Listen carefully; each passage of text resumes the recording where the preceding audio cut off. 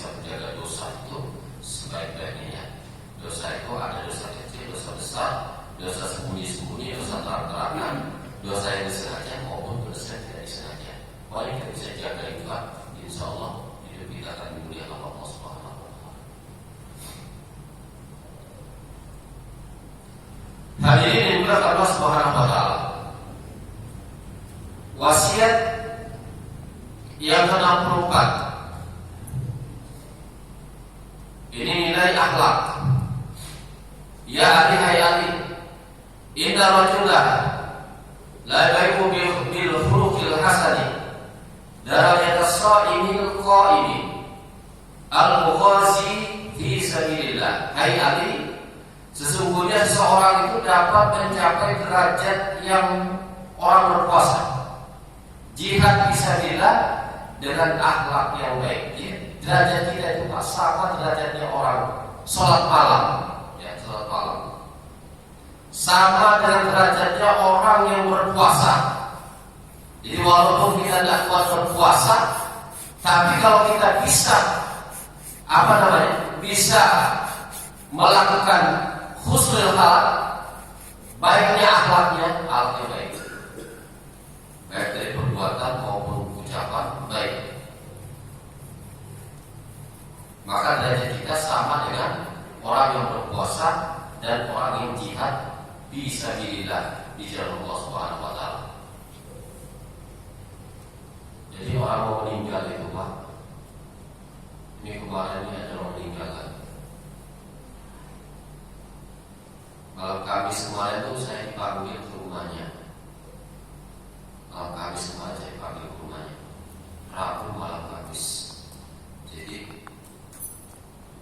saya ini dirasa saya berarti yang dikerjakan orang ini ya masalahnya Pak ya, kesehariannya. Jadi orang meninggal itu sesuai dengan kesehariannya. Kalau akhlaknya bagus Pak, maka wafatnya juga ya bagus. Ada orang juga kalau saya tuntun itu Allah tuntun bisa. Ini kalau saya tuntun tidur nih, Allah tidur deh. Tapi kalau saya sudah bunyi sudah bangun dia, lihat ke atas. Jadi dunia itu kalau kita meninggal itu isi hati kita itu sesuai dengan apa yang kita lakukan waktu kita hidup. Itulah kita akan meninggal. Karena saya ini banyak dihadapkan yang begitu. Ya saya juga tidak minta-minta. Karena setiap saya dipanggil orang tuh saya selalu datang, tidak pernah tidak datang. Orang sakit dipanggil rumah sakit, dipanggil dan sakit, dia terang sakit, saya datang. Sesibuk-sibuknya saya sempatkan datang. Kenapa? Ini pelajaran buat kita Pak yang masih sehat, masih sehat. Kita akan mengalami seperti yang begini. Kalau akhlak kita tidak bagus, ucapan kita kotor, bahasa kita kotor waktu kita hidup di dunia, maka nanti kalau kita meninggal Pak, dicabut nyawa kita, refleks bahasa yang kotor itu pun yang keluar dari mulut kita. Ada anak meninggal itu berapa tahun yang lalu itu. Jadi kebetulan saya di kampung, orang tua saya di Sulawesi. Jadi memang anak itu ahli wasiat lah, suka minum, suka pokoknya ahli wasiat. Nah ketika itu Pak, dia dimimpikan dibakar api neraka. Dia mimpi dibakar api neraka. Tapi mimpinya itu Pak memang kenyataan. Jadi selama 1 minggu itu Pak, dia menangis kepanasan. Dia sadar menangis setiap hari, siang malam pun nangis.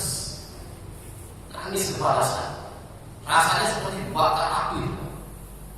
Itu cuma dimimpikan saja. Tapi 1 minggu dia merasakan itu, kejadian itu nyata. Dia sampai buka baju, sampai berendam di air, berendam di dalam drum itu berendam, saking kepanasannya. Jadi saya dipanggil sama orang tuanya, dipanggil ke rumah.